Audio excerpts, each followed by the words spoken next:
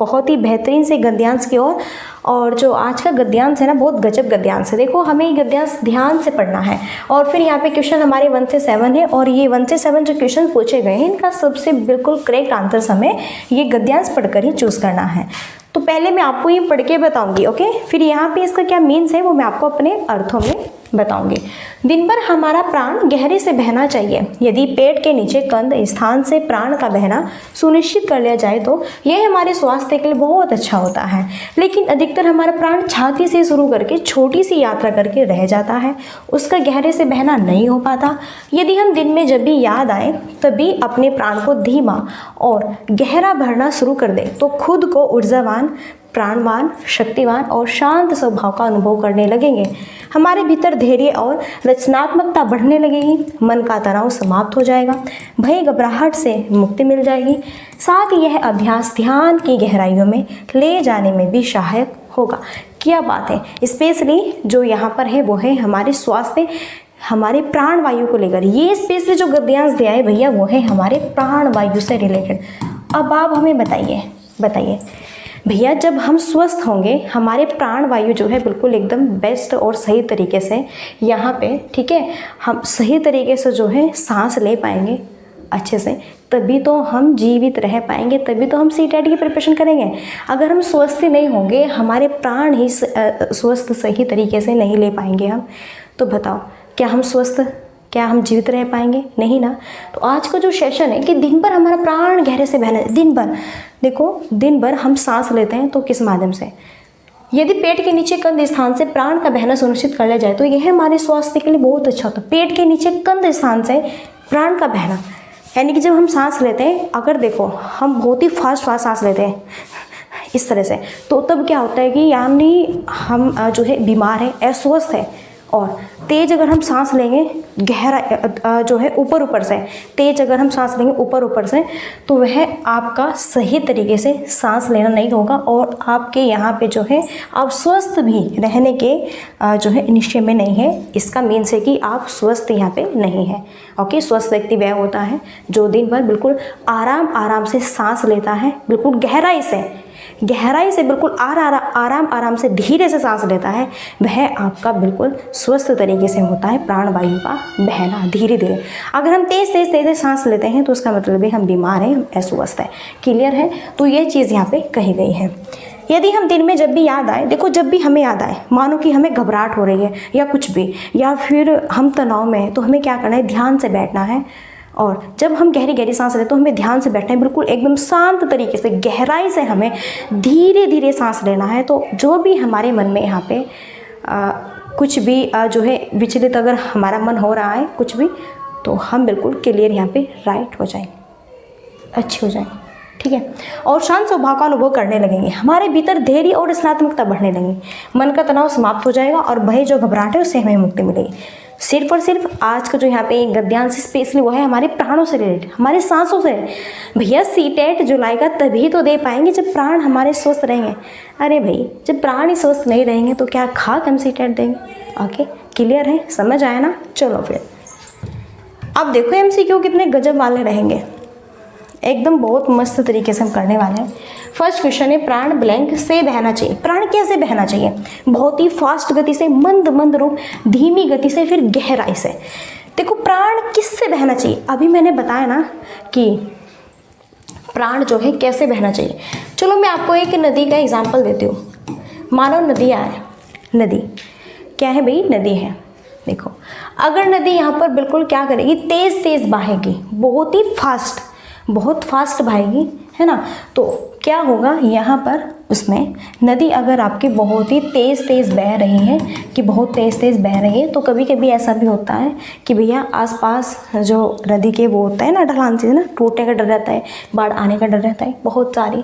लेकिन यहीं पे अगर हमारी नदियाँ धीरे धीरे आराम से गहराई तक बहेगी यहाँ पे, वही फिर हमारा पॉजिटिव, ठीक है, होगा कि अगर जो हमारा यहाँ पे प्राण है, प्राण जो वायु है हमारी, अगर हम धीरे धीरे बिल्कुल यहाँ पे बिल्कुल धीरे धीरे गहराई से सांस लेंगे धीरे धीरे, तो प्राण हमारे कैसे बहने चाहिए, गहराई से बहने चाहिए। ये नहीं कि ऊपर ऊपर सांस ले लो ऐसा ही फटाफट, ऐसा नहीं।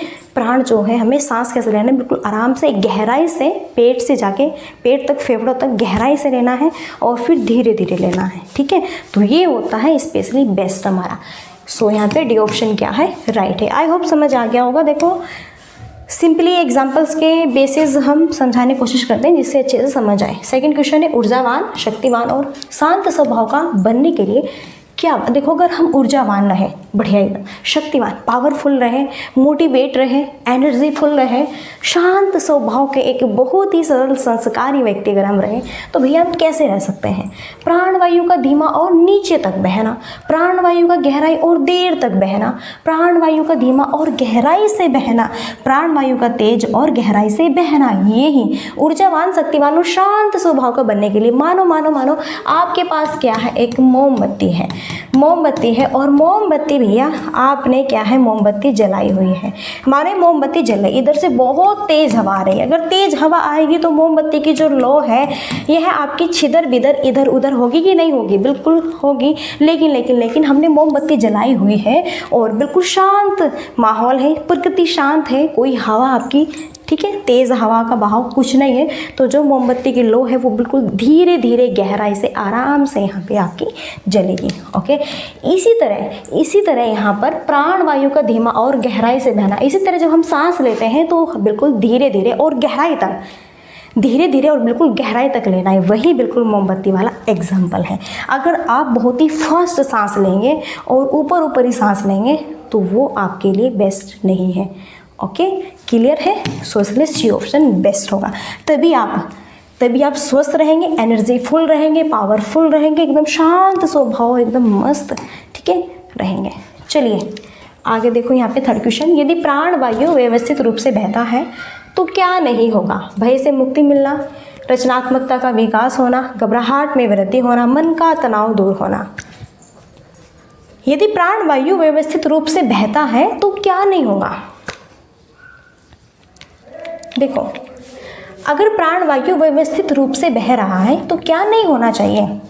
अगर हमारे जो हम सांस लेते हैं बिल्कुल हम सही गति से ले रहे हैं, धीरे धीरे गहराई से ले रहे हैं, तो फिर हमारे अंदर क्या नहीं होगा, बताओ फिर क्या नहीं होना चाहिए। फिर क्या नहीं होगा भैया, फिर घबराहट में वृद्धि नहीं होगी, घबराहट नहीं होगी हमें, क्या भैया, घबराहट नहीं होगी। वही है, अगर एक मानव है बिल्कुल ध्यान से एकदम शांत स्वभाव से धीमे धीमे गहराई से अगर वह सांस लेता है तो फिर उसे घबराहट में उसकी वृद्धि होगी नहीं, क्योंकि वो शांत है, एकदम बिल्कुल आराम से अपने जीवन को व्यतीत कर रहा है, उसे कोई चिंता किसी चीज़ में विचलित नहीं है, वो हर एक।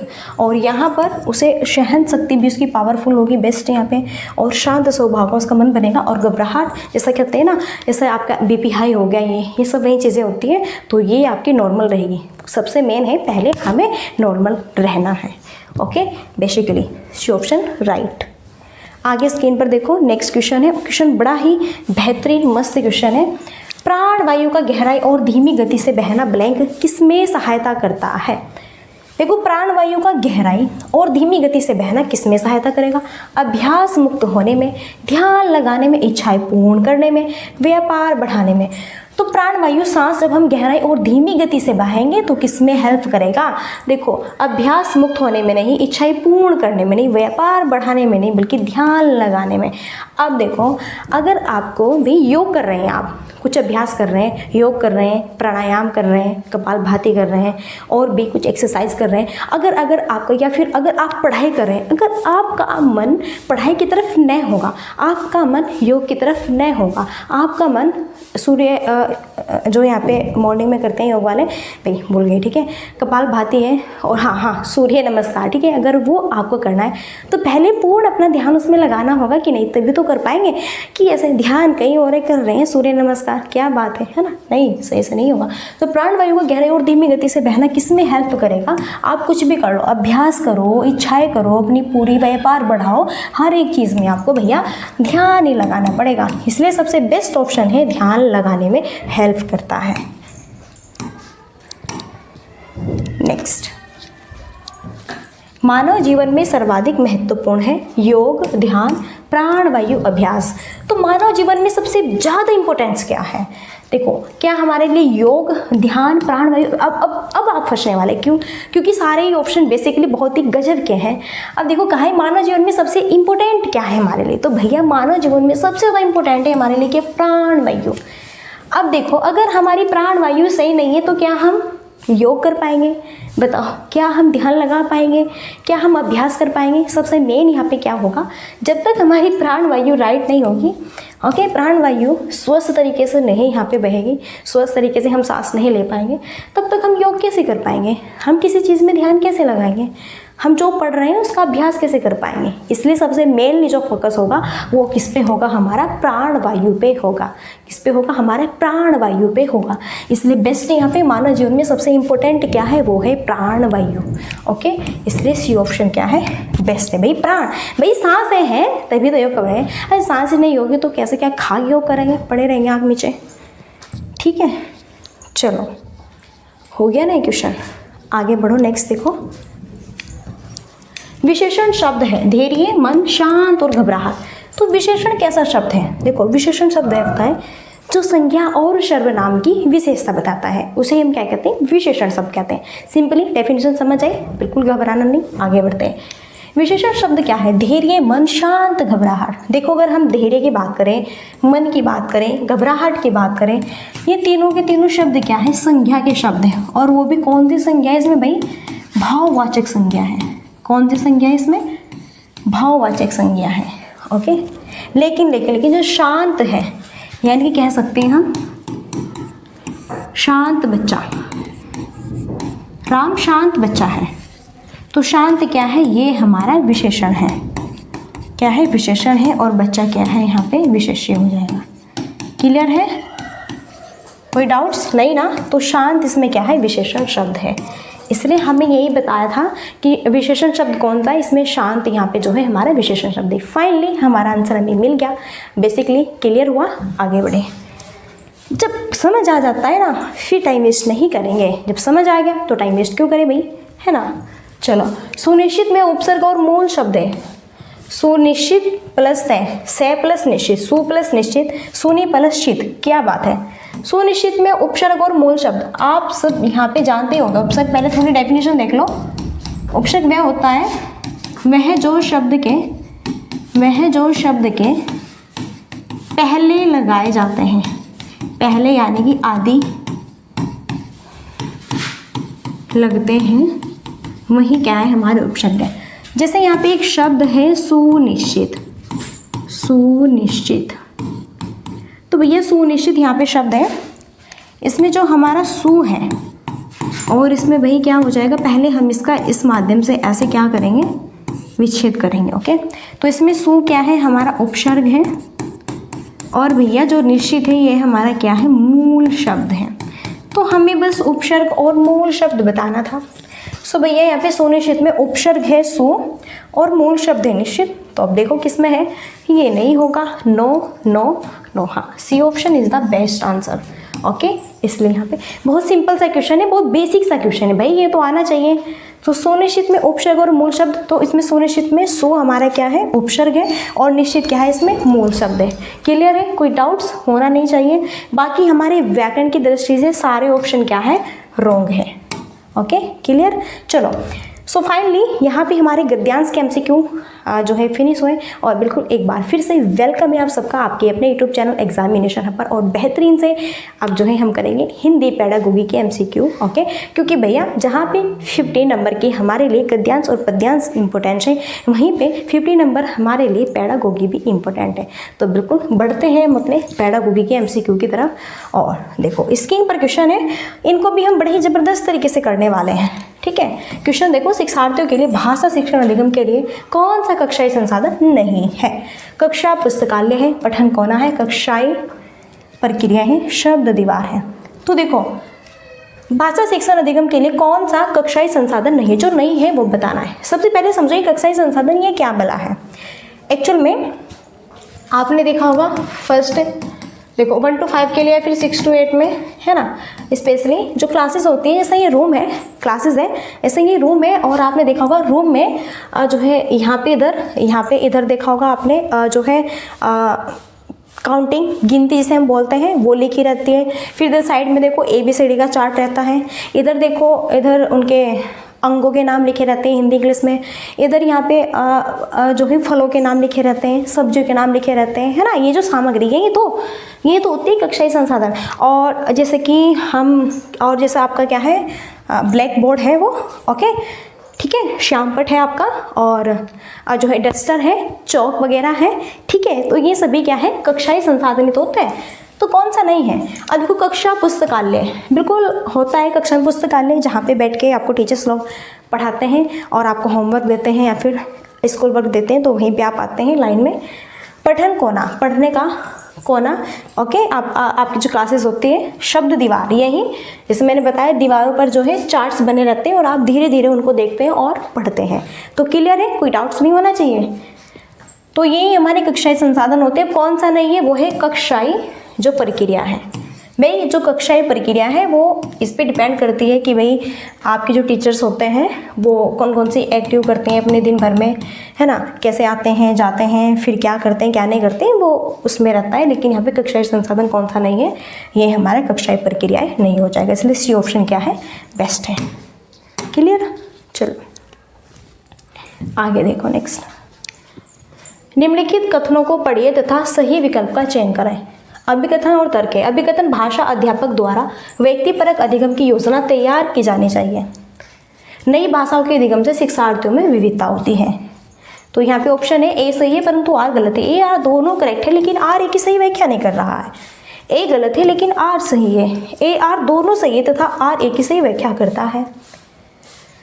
तो अभिकथन कहता है कि भाषा जो है लैंग्वेज, वो टीचर द्वारा, अध्यापक के द्वारा व्यक्तिपरक सभी बच्चों की पर्सनैलिटी, सभी बच्चों की व्यक्तिगत अधिगम की योजना तैयार करता है। जो टीचर्स होता है लैंग्वेज के थ्रू, यानी कि अगर कोई बालक है और भैया उसकी जो मातृभाषा है हिंदी है, फारसी, उर्दू जो भी है, ओके, और फिर वह सेकेंडरी भाषा सीखेगा तो किस माध्यम से, उसको ध्यान में रखते हुए उसकी क्षमता, उसकी व्यक्तिगत यहाँ पे, ठीक है, ये तो इसकी बात कर रहे हैं टीचर। तर्क है, फिर जो नई भाषा है, जो नई लैंग्वेज है, उसके अधिगम से शिक्षार्थियों में विविधता होती है। यही जैसा फाइनली अभी मैंने बताया कि फर्स्ट भाषा मातृभाषा हिंदी है, अब बच्चे को सेकंड भाषा इंग्लिश, अंग्रेजी वगैरह सीखनी है, सीख रहे हैं इस माध्यम से, ठीक है। तो इसमें कह रहे हैं कि नई भाषा के अधिगम से विद्यार्थियों में विविधता होती है। यहाँ पे टीचर्स नहीं कर रहे हैं, टीचर्स यहाँ पे कोई पर्सनैलिटी उसकी देखते हुए, उसकी व्यक्तिगत अधिगम को देखते हुए कोई विविधता नहीं दर्शा रहे हैं। टीचर्स लोग ये कह रहे हैं कि नई जो भाषाएं सीखेंगे बच्चे, उसके अधिगम में विविधता होती है। सभी बच्चे अलग अलग भाषा सीखते हैं, किसी की मातृभाषा हिंदी होती है, किसी की मातृभाषा तेलुगु, फारसी, जहाँ से जिस भी क्षेत्र से बिलोंग करते उसी टाइप्स की होगी भैया, ओके। लेकिन यहाँ पे कह रहे हैं टीचर्स, यहाँ पे टीचर्स खुद कह रहे हैं अपने थ्रू कि हम बच्चे की योजना कैसे तैयार करेंगे भाषा के थ्रू, यहाँ पे उसकी व्यक्तिगत यहाँ पे सभी बच्चों की व्यक्तिगत परख को देखते हुए। तो दोनों तो ऑप्शन बिल्कुल करेक्ट है, दोनों ऑप्शन तो करेक्ट है, लेकिन अभिकथन कुछ और कहता है, तर्क कुछ और कहता है। इसलिए ए आर दोनों राइट है परंतु आर ए की सही व्याख्या नहीं करता। क्यों नहीं करता? क्योंकि इसमें बच्चों की विविधता को दर्शाया गया है और इसमें बच्चों की व्यक्तिगत अधिगम को दर्शाया गया है। क्लियर है? तो दोनों ऑप्शन क्या है, अलग अलग बातें कह रहे हैं। इसलिए आई होप समझ आ गया होगा। नेक्स्ट, किस विधि में शिक्षार्थी की प्रथम भाषा शिक्षण में केंद्रीय भूमिका निभाती है? संप्रेषणात्मक भाषा शिक्षण विधि है, व्याकरण अनुवाद विधि है, कार्य आधारित अधिगम में, प्रत्यक्ष डायरेक्ट विधि है। तो किस विधि में शिक्षार्थी की प्रथम भाषा शिक्षण में केंद्रीय भूमिका निभाती है? देखो, शिक्षार्थी की जो प्रथम भाषा होती है वह शिक्षा जो है केंद्र में भूमिका निभाती है। सो बेस्ट होगा व्याकरण अनुवाद विधि। देखो ये क्या होता है, किस विधि में शिक्षार्थी की प्रथम भाषा शिक्षण में केंद्रीय भूमिका। देखो व्याकरण अनुवाद विधि वह होता है, मानो टीचर है और टीचर स्कूल में जो पढ़ा रहे हैं बच्चों को, फाइनली जैसा इंग्लिश भी सिखाना चाहते हैं। अब देखो बच्चे की जो मातृभाषा है यहाँ पे हिंदी है, कुछ भी हो सकती है भाई आपके थ्रू, लेकिन मैं हिंदी का एग्जाम्पल दे रही हूँ। माना कि यहाँ पे बच्चे की जो मातृभाषा है वो क्या है, हिंदी है।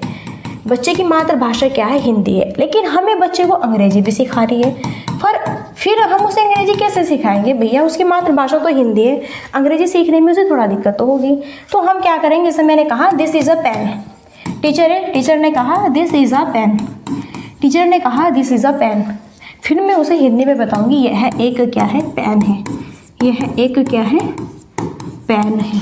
तो मैं उसे हिंदी में बताऊंगी और हिंदी के माध्यम से मैं उसे इंग्लिश सिखाने की कोशिश करूंगी। ओके, तो वही होता है व्याकरण अनुवाद विधि। तो इसमें प्रथम भाषा शिक्षण केंद्र में है कि नहीं, तो केंद्र में कौन सी भाषा है, बच्चे की हिंदी भाषा, बच्चे की मातृभाषा हिंदी भाषा को ध्यान में रखते हुए ही टीचर यहाँ पे बच्चे को अंग्रेजी सिखा रहा है। टीचर ने बोला दिस इज़ अ पेन, फिर बताया यह एक पेन है, इस आधार पर हिंदी के आधार पर ही बच्चे को इंग्लिश सिखाई जाए। तो यही होता है व्याकरण अनुवाद विधि। आई होप समझ आ गया। आगे देखो नेक्स्ट, चेतन की प्रथम भाषा भोजपुरी है, वह तमिलनाडु गया, अब वह भोजपुरी नहीं बोलता है और अपने साथियों से केवल अंग्रेजी में ही बोलता है। जब नई द्वितीय भाषा प्रथम भाषा का स्थान लेती है तो यह स्थिति किस बात की घोतक है, कोड मिक्सिंग है, ऋणात्मक द्विभाषावाद है, कोड स्विचिंग है, द्विभाषावाद है, कंसेप्ट है। और इस कंसेप्ट को ध्यान से समझना। फिर जब मैं टेस्ट लेती हूँ ना वहाँ पे, ठीक है, फिर ये मत कहना कि अब हमें समझ नहीं आ रहा, फिर आंसर आप उलट पुलट करते हो। तो ध्यान से क्लासेस को 2-2 बार देख लो, जिससे कि और कंसेप्ट समझो, पीडीएफ लो, फिर प्रैक्टिस करो, ठीक है, तभी जाके उद्धार होगा, ऐसे कुछ नहीं होगा। तो देखो एक यहाँ पे बालक है जिसका नाम है चेतन। भाई चेतन की प्रथम भाषा क्या है, भोजपुरी। प्रथम भाषा क्या है इस बच्चे की, भोजपुरी है। लेकिन फिर यह है यहाँ पे जो है तमिलनाडु गया, क्या बात है। फिर बच्चा भैया तमिलनाडु जाता है, अब देखो तमिलनाडु में क्या करता है, भोजपुरी नहीं बोलता, अब वह अपने साथियों के साथ केवल अंग्रेजी ही बोलता है। अब भोजपुरी उसने भैया छोड़ दी, अब केवल और केवल यह क्या करता है, आपका अंग्रेजी ही बोलता है, ठीक है। तो नई भाषा जैसे द्वितीय भाषा से ने सीखी, प्रथम भाषा का स्थान ले लिया सेकंड भाषा ने, तो यह स्थिति किस बात की घोतक है। अब ध्यान से समझो, चेतन है, चेतन एक बालक है, ठीक है। तो भैया वह जो है भोजपुरी बोलता था, हिंदी जो भाषा थी उसकी मातृभाषा क्या थी, भोजपुरी। लेकिन जब वो तमिलनाडु गया, तमिलनाडु में अपने दोस्तों के साथ दोस्त बने, तो भैया उनके साथ में वह इंग्लिश बोलने लगा। उसकी जो मातृभाषा प्रथम भाषा भोजपुरी थी उसे वह भूल गया, बिल्कुल दिमाग से निकाल गया, भूल गया। अब इंग्लिश सीख ली तो बस फटाफट इंग्लिश ही झाड़ रहा है यहाँ पे, ठीक है, इसे इसने भुला दिया। तो जब कोई बालक अपनी प्रथम भाषा मातृभाषा को भुलाकर सेकंड भाषा को सीखता है, ठीक है, यानी कि प्रथम भाषा के स्थान पर सेकंड भाषा को स्थान दे दिया उसने, तो यह क्या कहलाएगा, ऋणात्मक द्विभाषावाद। क्या, ऋणात्मक द्विभाषावाद कहलाएगा आपका, एक नकारात्मक। क्योंकि भैया देखो पहले जो मातृभाषा है वह तो भूल गया, दूसरी भाषा सीख रहा है, तो ये आपका ऋणात्मक द्विभाषावाद के अंतर्गत आएगा। नेक्स्ट देखो 12 क्वेश्चन है, निम्नलिखित में से कौन सा पठन पूर्व गतिविधि को समर्पित करता है। शिक्षार्थियों को कार्य का सारांशीकरण करने को कहना, अनुमान लगाने से संबंधित कार्य का प्रयोग, वैकरणिक संरचनाओं का शिक्षण है, भावानुवाद संबंधी कार्यों का शिक्षण है। कौन सा पठन पूर्व गतिविधि को समर्पित करता है। देखो पठन पूर्व गतिविधि यानी कि हम जो भी पढ़ रहे हैं पूर्व जो है गतिविधि के आधार पर पहले पढ़ते हैं, ध्यान से जो पढ़ा हुआ है उसी के बेसिस पर पढ़ रहे हैं। तो अनुमान लगाने से संबंधित कार्य का प्रयोग है। मानो मैं बच्चों का सिखाने वाली हूँ यहाँ पे कि जैसे कि मैं सिखाऊंगी कि A4 क्या होता है बच्चा, एप्पल होता है, B4 क्या होता है, बॉल होता है, C4 कैट। इस तरह पहले मैं बच्चे का पठन पूर्व गतिविधि इससे पहले मैं यह पठन पूर्व गतिविधि कराऊंगी, ये ए ध्यान से पढ़ो ए, फिर हम करेंगे A4 एप्पल है, B4 बॉल है, C4 कैट है। इस माध्यम से फिर बालक धीरे धीरे सीखेगा, यानी कि पहले अनुमान लगाएगा और फिर संबंधित कार्य का प्रयोग करेगा। तो बताओ समझ आए कि नहीं, कोई डाउट्स नहीं होना चाहिए। चलो क्लियर है। आगे देखो उपचारात्मक शिक्षण के बारे में कौन सा कथन सही है। देखो उपचारात्मक शिक्षण वह होता है जब बालक, यहाँ पे आपने बालक को कोई कार्य दिया, ठीक है, करने के लिए बालक कार्य कर रहा है, फिर उसे कोई समस्या यहाँ पे उत्पन्न हुई। क्या हुई भैया, कोई समस्या उत्पन्न हुई और उससे वह कार्य सही तरीके से नहीं हो पा रहा है। फिर आप क्या करेंगे, उसका निदान करेंगे, उसकी समस्याओं को जानेंगे, पहचानेंगे, फिर आप उसे उपचार देंगे, उसे सॉल्यूशन बताएंगे कैसे होगा। तो यह आपका होगा प्रदर्शन उपलब्धि सुधार हेतु मदद करना है। अतिरिक्त अंक दो, अतिरिक्त ध्यान दो या फिर सहानुभूति दर्शाओ। No no no, first option 8 right हो गए यहाँ पे। उपचार का मतलब वही होता है जब बच्चा कुछ कार्य कर रहा है उसे करते हुए कोई समस्या उत्पन्न हो रही है, तब यहाँ पे टीचर्स लोग उसका निदान करते हैं, समस्या को जानते हैं, फिर उपचार देते हैं, उसकी हेल्प करते हैं और उसे आंसर के, ठीक है, उसका आंसर क्या होगा, रियल उत्तर क्या होगा, वहाँ तक उसे पहुँचाने की कोशिश करते हैं। यही क्या होता है, प्रदर्शन उपलब्धि सुधार हेतु हेल्प कर रहे हैं टीचर। चलो बेहतरीन मस्त क्वेश्चन है ये भी। और जो ये क्वेश्चन है भैया देखो, कथन को ध्यान से पढ़ना है, फिर सही विकल्प का चयन करना है। अभी कथन है यहाँ पे हमारा, देखो अंग्रेजी भारत में एक सह राज के, अंग्रेजी जो है ना, अंग्रेजी हमारे भारत में एक सह राज के भाषा है, सही बात है। फिर तर्क के भारतीय विद्यालयों में अंग्रेजी को विदेशी भाषा की तरह, नहीं भाई ये गलत है।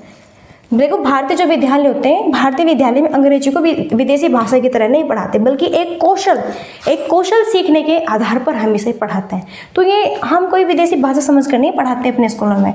अब आप देखो हमारे इंडिया में बहुत सारे, आज के टाइम में तो बहुत सारे CBSE ही है ज़्यादातर, और सभी इंडियन अपने बच्चों को CBSE स्कूल में पढ़ाते हैं। गवर्नमेंट कहाँ रहे, नहीं कोई पढ़ाता है। सरकारी जो स्कूल्स होते हैं, विद्यालय होते हैं, सब CBSE में ही डालते हैं बच्चों को, है ना। अब इसमें देखो इंग्लिश में ही होते हैं सारी चीज़ें, तो इसका मीन्स ये थोड़ा है ना कि यहाँ पे हम बालकों को विदेशी भाषा के आधार पर पढ़ा रहे हैं इंग्लिश। नो, ठीक है, ये गलत है। इसलिए अब विकथन राइट है, तर्क गलत है। सो ए सही है, परंतु आर क्या है, गलत है। इसलिए ए ऑप्शन क्या होगा, राइट होगा। चलिए नेक्स्ट और 15 क्वेश्चन है, देन लास्ट है। निम्नलिखित में से कौन सी भाषा की विशेषता नहीं है। जो भाषा की विशेषता नहीं है वो बताना है। भाषा सांकेतिक है, भाषा स्थिर है, भाषा सामाजिक है, भाषा व्यवस्थित है। तो भाषा की विशेषता कौन सी, देखो भाषा सांकेतिक है। मैंने कहा था ना कि भाषा संकेतों के आधार पर भी आप लैंग्वेज का यूज़ कर सकते हैं। भाषा बोल के भी बता सकते हैं, संकेतों के आधार पे भी। किसी से बोला नहीं जा रहा है, कोई बोल नहीं सकता है ना, जिसे हम कहते हैं सिंपल सी भाषा में कि कोई गूंगा है भाई, नहीं बोल पा रहा है ना, हम उसे कहेंगे विकलांग है। तो डियर फ्रेंड्स, भाषा संकेत के माध्यम से भी हम उसे समझाने की कोशिश कर सकते हैं। कोई बोल नहीं पाता, हम संकेत देंगे। जैसे मैं बोलूँगी, जैसे मैंने कहा मैं खाना खाऊंगी, मुझे भूख लगी है, मैं खाना खाऊंगी, तो मैं क्या करूँगी, ऐसे बता रही हूँ मैं संकेत के माध्यम से। भाषा सामाजिक है, समाज में आप अपने समाज में उठते हैं, बैठते हैं, है ना, सारी प्रक्रिया समाज सोशल में होते हैं। भाषा व्यवस्थित है, लेकिन क्या नहीं होना चाहिए कि भाषा स्थिर है। क्या रहे कि भाषा स्थिर है, नो, भाषा स्थिर नहीं है। आप देखो एक शब्द के बहुत सारे शब्द होते हैं, एक शब्द के बहुत सारे। पहले आप मानो आप जो है ट्रेन से आए हैं और आपके पास बहुत सामान है, तो कुली वगैरह होते हैं। तो पहले जो आपका सामान लेता था उसे क्या कहते थे, कुली, है ना, कि कुली मेरा सामान लो। लेकिन आज के टाइम में आप इसे कुली नहीं कहोगे, आप इसे कहोगे सेल्फी, या फिर इसे क्या, ब्रो हेल्प मी, है ना, कहोगे ना ब्रो। बताओ कौन कुली आज के टाइम में, क्या आप इसका भी सम्मान करोगे भाई, आप इसे कुली नहीं कहोगे। तो देखो कुली से आप क्या सेल्फी पे आ गए, ब्रो पे आ गए, ब्रो ये सामान लो मेरा, हेल्प करो। इससे भाषा स्थिर नहीं है, बदलती चेंज होते रहती है। जैसे बहुत सारे शब्द है, जैसे भाई, ये भाई को हम ब्रोदर कहने लगे, है ना, भैया जी कहते हैं, है ना। तो बहुत सारे ऐसे क्या है, बहुत एक शब्द के बहुत सारे अलग अलग क्या होते हैं, यहाँ पे अलग अलग तरह से हम उन्हें यूज़ कर सकते हैं। इसलिए भाषा स्थिर नहीं है आपकी, अस्थिर है। हम एक ही शब्द को बहुत तरह से बोल सकते हैं। जैसे कि माँ है, माँ को हम मम्मा, मम्मी, मदर, माता। तो देखो भाई एक शब्द है मोल माँ शब्द, इसके भी हमने कितने सारे शब्द बना दिए, माता जी, माता, मदर, मम्मा, है ना। तो इसी तरह से कह रहे हैं कि भाषा स्थिर नहीं होती, भाषा अस्थिर होती है, बहुत सारा इसका रूप होता है। तो यही क्या है, रॉन्ग है। आई होप समझ आ गया होगा। सो लास्ट क्वेरी हमारी यही रहती है, like and share and subscribe की। सेशन अगर आपको अच्छा लगा मस्त यहाँ पे, तो बिल्कुल आप कर सकते हैं। अदरवाइज़ अगर कोई भी डाउट्स है या फिर जो है आपको कुछ समझ नहीं आया, तो बिल्कुल आप कमेंट बॉक्स में बता सकते हैं, बिल्कुल हम रिस्पॉन्स देते हैं, ठीक है। तो फ्रेंड्स अब यहीं पे हम अपनी वाणी को देते हैं विराम और मिलते हैं नेक्स्ट सेशन में। और तब तक के लिए so thanks for watching, keep study and bye, take care, जय हिंद, जय भारत, नमस्कार।